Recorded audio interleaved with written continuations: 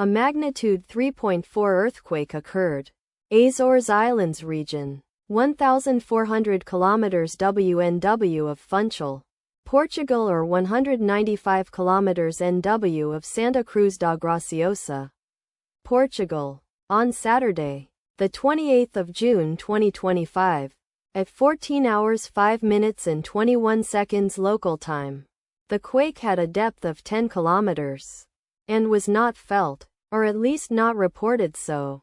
Data source from EMSC. Did you feel it? Let us pray. May the earthquake that occurred not affect our brothers and sisters there. May the earthquake not happen again. And may God protect everyone. Amen.